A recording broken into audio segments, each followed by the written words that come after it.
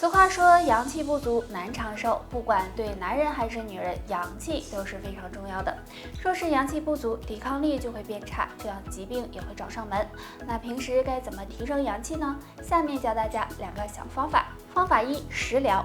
阳气不足的朋友可以通过食疗的方法来补充阳气。建议大家平时多吃韭菜、桂圆、香菜等食物，能让阳气慢慢变得充足。除此之外，平时还要做好保暖工作，没事多晒晒后背，对补充阳气也有帮助。方法2：运动。动能生阳，经常运动不仅能够增强免疫力，还能激活阳气，对身体健康非常有好处。如果运动的时间比较少，建议大家可以每天早上起来多梳头，对头部进行刺激，因为头上有很多的经络穴位，而且早上是阳气生发的好时候，这样按摩头部能够疏通经络气血，对补充阳气有很大帮助。阳气足了，身体自然也就棒棒的。高血糖对身体都有很大危害，所以日常生活中要好好的控制好血糖。通常降血糖我们都是通过药物，其实在农村有种降糖树，用几片叶子泡水喝，对稳定血糖也有帮助。这种降糖树是一种稀有的热带植物，有很强的药用价值，原产于澳洲，不过现在农村也有人种植。这种植物的叶子可以帮助调节机体胰岛素功能的恢复，具有降低血糖的作用。大家可以用它的叶子泡水喝，能够帮助调节血糖。除此之外，这种植物对血压高、血脂高也有一定的调节作用，大家可以用它试一试，对血糖平稳有帮助。不过想要降血糖，平时还是要多运动锻炼，控制好体重，饮食也要特别注意，少吃含糖的食物。最重要的是按时吃降糖药，这样才能保证好身体的健康，预防并发症的。血糖高不高，不妨看看脚，若没有2种变化，说明血糖还算平稳。第一，脚部反应变迟钝。如果体内血糖高了，神经系统可能会受到影响。若是脚部神经出现问题，那么就可能会有脚部反应迟钝的情况出现。所以大家不要忽略了这个变化。第二，脚部无缘无故发麻。双脚处于我们血液循环的末端，如果血糖高的话，会影响血液循环，这样就可能会有脚部发麻的情况。若你双脚总是无缘无故的发麻，就要小心了。那上面的这2种变化你都没有的话，说明血糖控制的还不错哦。现在的人吃的越来越好了，但是这也导致很多疾病出现，比如血糖高。血糖高会给身体带来一定伤害，若脚上出现2种表现，就可能是血糖高了。第一种，脚部瘙痒。大家都知道，如果有脚气，那么脚部会有发痒的感觉，但如果不是，脚部出现瘙痒的情况，就可能是血糖高了，因为血糖偏高会影响身体新陈代谢，这样汗液排不出去，脚部就可能会发痒。若你没有的话，说明血糖还算稳定。第二种，双脚麻木。如果你蹲的时间长了，脚部可能会有发麻的情况，但如果你正常走路，双脚有麻木、疼痛的感觉，这也可能是体内血糖高了，大家要多注意。如果发现自己血糖高了，就要好好的控制，平时多注意饮食，保证睡眠充足，多进行运动，还可以喝点普洨茶、玉米须茶等，有助血糖的稳定。高的人尿液也许有2种异常，若一个没占，血糖还算稳定。第一个，尿液发黏。当人血糖高的时候，尿液中的糖分含量也会增多，这时尿液就会有发黏的情况。若你也有的话，最好检查一下血糖值。第二个，尿液有异味。正常人的尿液是清澈透明，并且没有异味和泡沫的。但如果一段时间内尿液发黄、有异味，并且泡沫增多，这可能是血糖升高的一种表现，大家也要注意了。那上面这2种情况，若你都没有的话，说明血糖还算稳定。那血糖高的朋友，平时除了用药物外，还可以喝点普洨茶，也能够帮助辅助平稳血糖哦。很多人生活饮食作息不规律，所以出现血糖高的情况。血糖高若不重视，会给身体带来损害。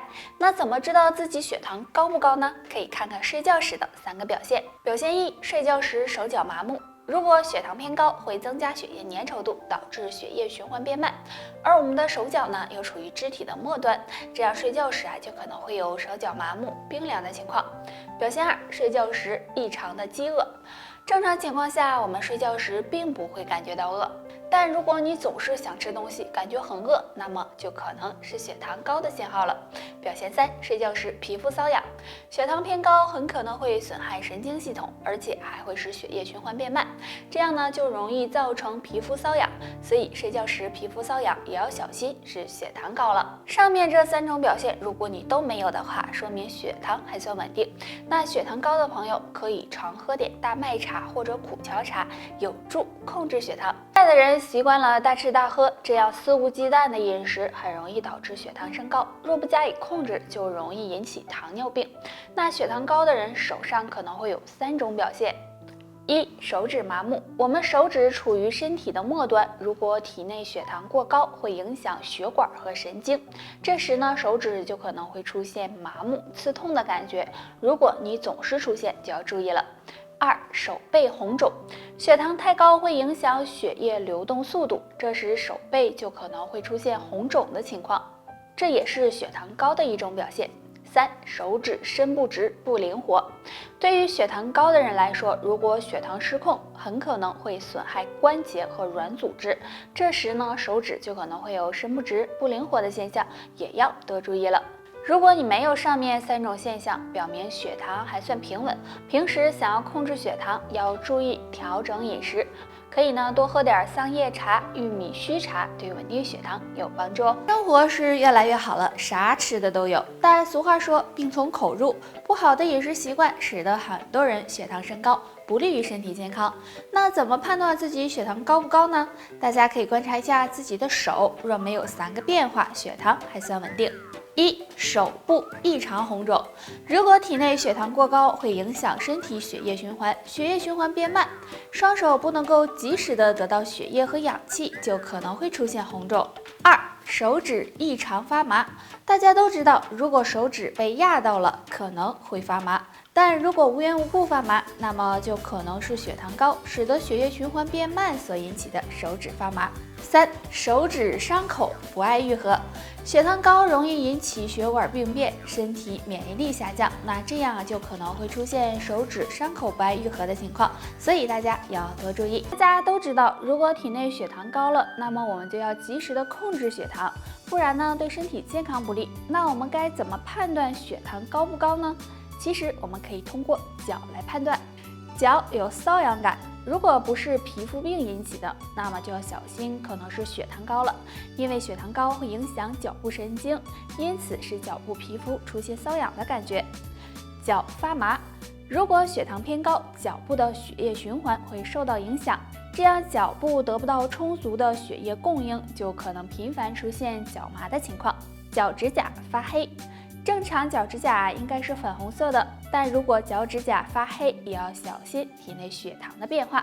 上面这3种表现，如果你都没有的话，说明血糖还算平稳哦。血糖在中老年人中很常见，我们都知道，如果血糖高了，平时一定要好好的控制。那除了多注意饮食外，还可以常做一个动作，对降血糖有帮助。